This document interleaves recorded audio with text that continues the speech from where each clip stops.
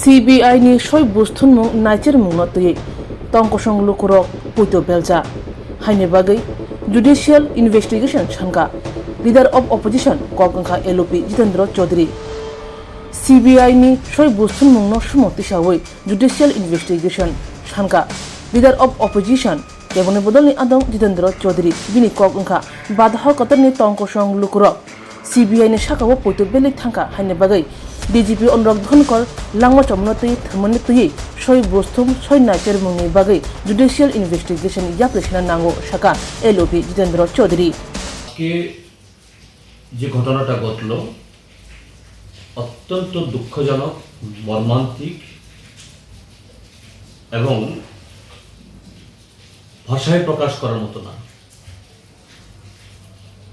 একজন উচ্চ পদস্থ একজন আমলা, পুলিশের সর্বাধিনায়ক মহানির্দেশক,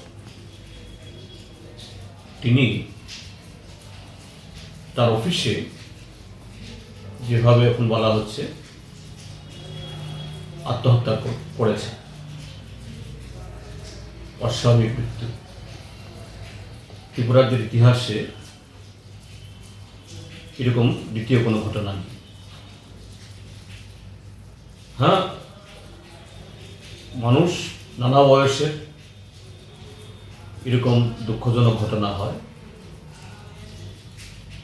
কিন্তু পুলিশের একজন ডিজি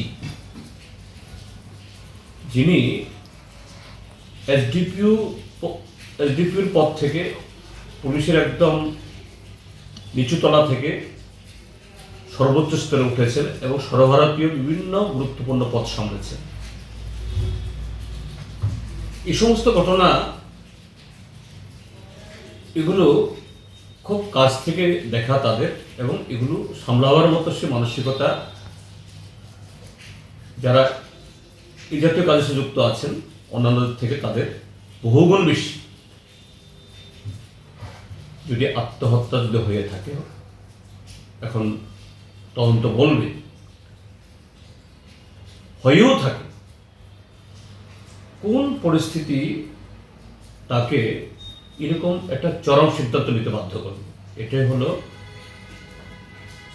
এখন মূল প্রশ্ন। এবং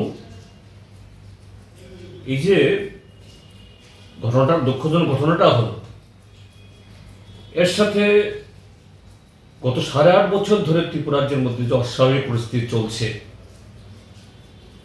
এটা তার বাইরে না। গত 8.5 বছর ধরে এই রাজ্যে মানুষের গণতান্ত্রিক অধিকার লুণ্ঠিত, সাংবিধানিক অধিকার অস্বীকৃত, আইনের শাসন নেই, এবং তার শিকার শুধু রাজনৈতিক দলগুলো না, সাধারণ মানুষ থেকে শুরু করে প্রশাসনের পদস্থ আমরাও। সেখানে সিভিল অফিসার, ইউনিফর্ম অফিসার কেউ বাদ যায়নি নির্বিচারে। এখন অন্যদের উপরে যখন এরকম আক্রমণ আসে, তারা যেভাবে হোক তার এক্সপ্রেশন অর্থাৎ তার প্রতিফলন ঘটাবার সুযোগ পান, অনেকে পান না। কিন্তু যারা এই শৃঙ্খলার মধ্যে যারা আছেন, তাদের পক্ষে সেভাবে এটা প্রকাশ করা কঠিন। এবং কারা এই জাতীয় পরিস্থিতির শিকার হচ্ছেন? সৎ, দক্ষ, অন্যায়ের কাছে যারা মাথা নত করেন না, তারাই। এটা IAS IPS থেকে একেবারে চতুর্থ শ্রেণীর কর্মচারী অবধি প্রশাসনের মধ্যে আজকে অনেকেই এই 8.5 বছরের মধ্যে এই ভুক্তভোগের মধ্যে আছেন। এবং এই সাম্প্রতিককালে কতগুলো ঘটনা,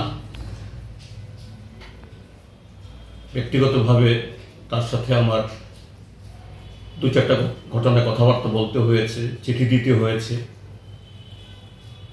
আমি অনুভব করতে পেরেছি উনি খুবই ব্যথিত, অস্বস্তিকর অবস্থার মধ্যে আছেন। এই ঘটনা তারই রেশ কিনা এই প্রশ্নটা এখন নানাভাবে ঘুরপাক খাচ্ছে। এই জন্যই বলবো যে এর যদি সঠিক তদন্ত হয় এবং সঠিক তদন্ত করা উচিত, এবং এটা সাধারণ পুলিশ দিয়ে হবে না। আর ডিজির মৃত্যু সাধারণ পুলিশ কে করবে? সিবিআই দিয়েও হবে না, কারণ সিবিআইও এখন আর আমাদের দেশে বিশ্বাসযোগ্য না। এটা শাসক দলের হাতিয়ারে পরিণত হয়েছে তাদের রাজনৈতিক স্বার্থ সিদ্ধি করার জন্য। এই জন্য আমরা ইতিমধ্যে দাবি তুলেছি যে বিচার বিভাগীয় তদন্ত হোক। এখানে আমাদের ত্রিপুরা হাইকোর্টের সিটিং জাজ এবং তার মধ্যে যদি চিফ জাস্টিস হয়, নিশ্চয়ই এটা তো আর রাজ্য সরকার সে নির্দেশিকা দিতে পারবে না, কারণ তাদের অনুরোধ করতে হবে।